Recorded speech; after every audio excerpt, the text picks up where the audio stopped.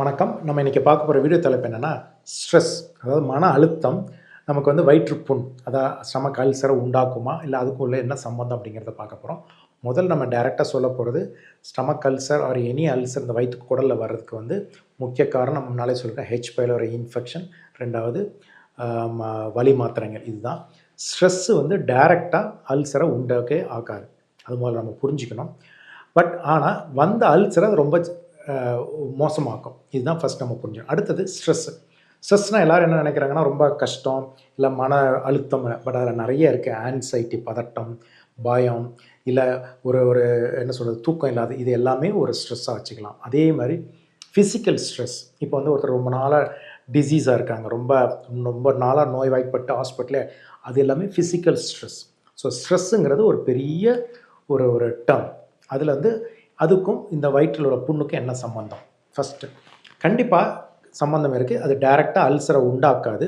ஆனால் ஸ்ட்ரெஸ்ஸில் இருக்கிறவங்களுக்கு முதல்ல அவங்களுக்கு எப்போவுமே ஆசிட் சுரந்துக்கிட்டே இருக்கும். ஸோ ஆசிட் நிறைய சுரக்கிறதுனால ஆல்ரெடி புண்ணு இருந்ததுன்னா அந்த புண்ணை ஆற விடாது, அல்சரை ஆற விடாது. இது ஒரு முக்கியமான பாயிண்ட். 2வது, இதனால் நிறைய ஆசிட் இருக்கிறதுனால கட் பாக்டீரியா, நல்ல பாக்டீரியா, கெட்ட பாக்டீரியா இருக்கிறது இல்லையா, அது அந்த பேலன்ஸ் மாறிடும். அதனாலும் டைஜஷன் ப்ராப்ளம் ப்ளஸ் இந்த அல்சர் பிரச்சனை ஜாஸ்தி ஆகலாம். அதே மாதிரி இந்த ஸ்ட்ரெஸ்ஸுனால என்ன ஆகுனா, மூளைக்கும் குடலுக்கும் கட் அண்ட் பிரெயின் ஆக்சிஸ்மாங்க, அது கண்டிப்பாக மாறிடும். அதனால் ஜீரண சக்தி மாறும், ஆசிட் செக்ரீஷன் மாறும், பைல் பித்த செக்ரீஷன் அது எல்லாமே மாறுறனாலையும் பிரச்சனைகள் வரதான் செய்யும். அதே மாதிரி ஸ்ட்ரெஸ்னால் சரியாக இருக்கும், தூக்கம் இல்லாமல் இருக்கும்.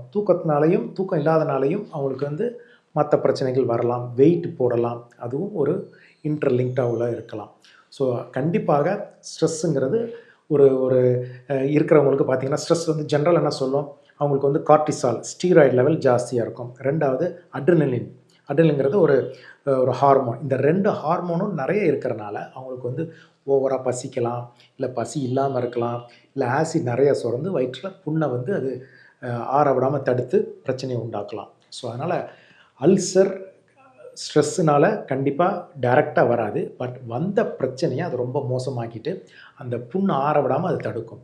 ஸோ அதனால் உங்களுக்கு ஸ்ட்ரெஸ் இருந்தால் அதை சரி பண்ணணும், அதுக்கு என்ன தனியாக ட்ரீட்மெண்ட் எடுக்கணுமா அப்படிங்கிறத பார்த்து உங்களோட அல்சர் பிரச்சனையை பார்த்துக்கோங்க.